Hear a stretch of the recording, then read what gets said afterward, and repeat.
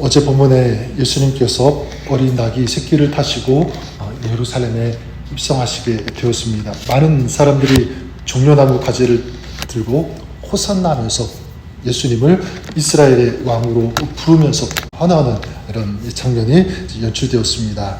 그리고 오늘 20절, 21절에 보면 이런 분위기, 이런 상황 가운데 헬라인 몇 사람이 예수님을 찾아왔습니다. 그들은 직접 예수님께 가지 못하고 빌립을 찾아와서 예수님을 만나고 싶다라고 요청하죠. 왜 이들이 예수님께 면담을 요청했을까? 앞뒤 이 전후 상황을 보면 그들은 아마도 예수님을 헬라 지역으로 모시고 와서 명예, 이 부귀, 영화를 약속하지 않았을까? 예수님이 워낙 임형하니까 예수님을 데리고 가려고 했을 것입니다. 그때 예수님은 그들에게 이렇게 말씀하시죠. 23절에 인자가 영광을 얻을 때가 왔도다.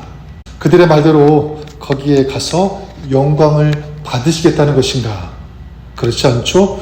주님께서 말씀하시는 가장 영광스러운 자리는 뭐냐면 헬라 사람들이 제안하는 그런 자리가 아니라 주님께서 언급하시는 이 영광스러운 자리는 바로 십자가라는 것을 우리가 알아야 합니다. 십자가, 예수님께서 말씀하시는 영광스러운 자리, 바로 십자가의 자리, 십자가의 그 시간, 그때가 왔다. 그리고 그 자리에 가시겠다라고 하는 것을 우리가 알 수가 있습니다. 굉장한 역설이 아닐 수가 없습니다. 가장 영광스러운 자리, 인간적으로 볼 때는 명예, 인기, 어떤 그런 것을 얻는 자리라고 할 수가 있는데 예수님은 그렇지가 않죠. 십자가, 죽음의 자리, 고통의 자리가 가장 영광스러운 자리라고 말씀하시는 것입니다. 저는 그런 의미에서 여러분, 우리가 신앙의 인식을 그렇게 가질 수 있기를 바랍니다. 여러분, 물살을 헤치고 올라가는 물고기가 살아있는 물고기인 것처럼 우리도 마찬가지죠. 세상의 물줄기에 그냥 떠내려가면 세상 사람들이 원하고 또 세상이 원하는 어떤 그런 모습으로 그냥 살아간다고 하면 그것은 어쩌면 죽은 신앙일 수도 있을 것입니다. 반대로 세상을 거스를 수 있는 그런 신앙, 바로 이것이 살아있는 신앙, 하나님께 영광이 되는 신앙임을 우리가 기억했으면 좋겠습니다. 그러면 구체적으로 어떻게 그럴 수 있을까? 예수님께서는요, 믿는 사람들에게 이 신앙의 세 가지 핵심 원리를 가르쳐 주시는데 굉장히 역설적이지만 이것이 진리의 말씀이라고 믿습니다. 그래서 26절에 아버지께서 저희를 귀히 여기시리라, 어떤 사람이 정말 귀히 여김을, 존귀함을 받는 그런 신앙이 될 수 있는가? 첫 번째는 뭐냐면 죽는 사람, 죽을 수 있는 사람. 그래서 24절에 보니까 내가 진실로 진실로 너희에게 이르노니 하늘의 밀이 땅에 떨어져 죽지 아니하면 그대로 있고 죽으면 많은 열매를 맺느니라. 어떻게 하라고 했죠? 죽으면 죽어야 된다라고 말씀하고 있습니다. 여기에 그 열매가 나오는데 어떤 열매냐면 이 열매는요, 믿음의 열매라고 할 수 있습니다. 죽을 때 이 믿음의 열매를 거둘 수 있다. 믿음의 열매, 믿지 않는 사람들이 구원받고 천국에 가는 이런 열매라고 할 수 있습니다. 그리고 이 열매는요, 믿는 사람들의 삶에 일어나는 아름다운 변화들이라고 할 수 있습니다. 그 열매, 인격이 변하는 거죠. 세상이 알지 못하고 주지 못하는 그런 감격과 그런 기쁨, 감사를 맛보는 이런 변화가 있는 그런 삶, 바로 열매입니다. 자, 그런데 어떻게 할 때 이런 열매를 맺을 수 있는가? 바로 하늘의 밀이 땅에 떨어지는 것처럼 죽을 때, 여러분, 여러분들이 그러시기를 바랍니다. 자, 무엇을 죽여야 할까라고 할 때 인간적인 자아, 어떤 자존심 죽여야 되죠. 그리고 죄라고 할 수 있습니다. 인간적인 욕망, 이기심, 교만함, 불의함, 그리고 자꾸만 하나님과 반대로 가려고 하는 인간적인 어떤 잘못된 의, 이런 것들 죽여야 되는데 어디에서 죽여야 됩니까? 십자가에서 죽여야 된다. 십자가에 못 박아야 된다. 그럴 때 열매를 맺을 수 있다는 것, 우리가 꼭 기억할 수 있기를 바랍니다. 그리고 이런 죄, 이런 못된 어떤 잘못된 이런 자아 욕망들, 이런 것들은 십자가에 못 박고 죽임으로 정말 우리 삶 가운데 아르는 주님께서 맺게 하시는 열매를 거둘 수 있는, 또 열매를 맛볼 수 있는 복된 삶을 살아가시는 저와 여러분 우리가 되시기를 간절히 축원합니다. 두 번째로 하나님으로부터 이렇게 존귀함을 받을 수 있는 역설이 있다면, 원리가 있다면 무엇일까? 두 번째는 바로 미워하는 것이라고 말씀합니다. 미워하는 것. 25절에 이렇게 말씀하고 있죠. 자기 생명을 사랑하는 자는 잃어버릴 것이요, 이 세상에서 자기 생명을 미워하는 자는 영생하도록 보존하리라. 자기 생명을 미워하라. 앞에서 말씀드렸던 것처럼 죽는 것과 비슷한 개념일 수 있습니다. 근데 조금 달라요. 자기 생명을 미워하라는 것, 이거는 뭐냐면 내가 붙잡고 내가 따르고 추구하는 그 세속적인 원리를 버릴 수 있어야 된다.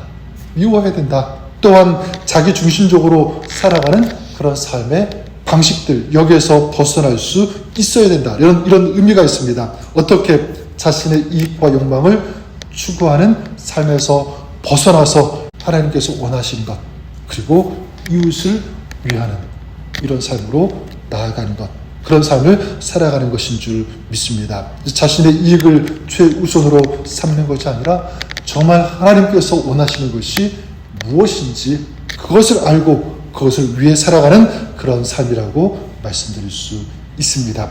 또한 자신의 이 생명을 미워하는 것, 이것은 무엇이냐면 저는 이렇게 보고 싶어요. 영적인 것에 집중하는 것이다 라는 것입니다. 자기의 생명을 미워하는 자는 영생하도록 보존하리라, 이렇게 말씀하고 있으니까, 그러니까 세속적인 어떤 생명, 세속적인 어떤 이익, 어떤 세속적인 관심, 어떤 이런 것들에만 자꾸 우리가 마음을 쓰는 것이 아니라 영적인 것, 영적인 생명, 무엇이 있습니까? 구원받는 것, 하나님과의 관계, 성령의 능력, 충만함, 이런 것들, 이것을 더 중요시하고 또 우선시할 수 있는 이런 삶, 이것이 무엇이냐면 자신의 생명을 미워하는 것이다 라는 것입니다. 그럴 때 큰 영적인 결실을 맺을 뿐만 아니라 하나님께 존경을 받는, 또 하나님께 영광이 되는 그런 삶이 될 수 있는 줄 믿습니다. 여러분들이 그럴 수 있기를 바랍니다. 마지막 세 번째, 하나님으로부터 존경을 받는, 또 하나님께 영광이 되는 그런 삶은 어떻게 될 수 있는가? 세 번째는 바로 섬김이 있어야 합니다. 섬김.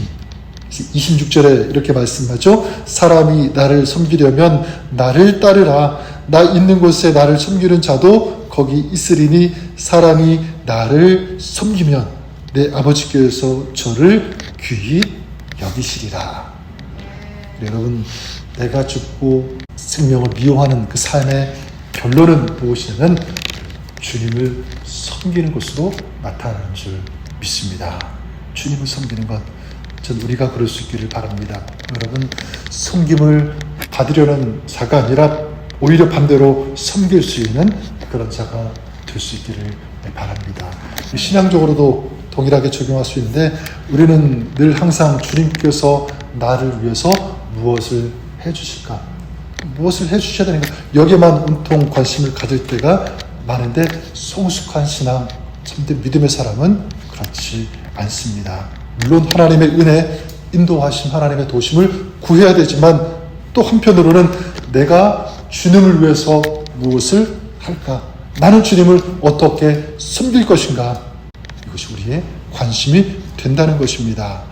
그럴 때 주님께서도 우리에게 놀라운 은혜와 은총과 존귀한 축복을 우리에게 허락하시고 부어주실 것을 믿습니다. 오늘 말씀처럼 오늘 여러분의 삶이, 사역이 하나님께 영광이 되고 존귀함을 받는 그런 삶, 사역이 될 수 있기를 간절히 축원합니다. 어떻게 그렇게 될 수 있습니까? 죽을 때, 또 자기 생명을 미워할 수 있을 때, 주님을 진정으로 섬길 때, 오늘 여러분의 삶이 그럴 수 있기를 주님의 이름으로 간절히 축원합니다. 하나님 아버지, 하늘의 미랄이 땅에 떨어져 죽을 때 많은 열매를 보게 되리라고 말씀하셨는데, 하나님, 오늘 우리의 삶이 죽을 수 있고 미워할 수 있고, 그래서 정말 진심으로 주님을 섬길 수 있는 그런 저희들의 삶, 신앙이 되기를 간절히 소망합니다.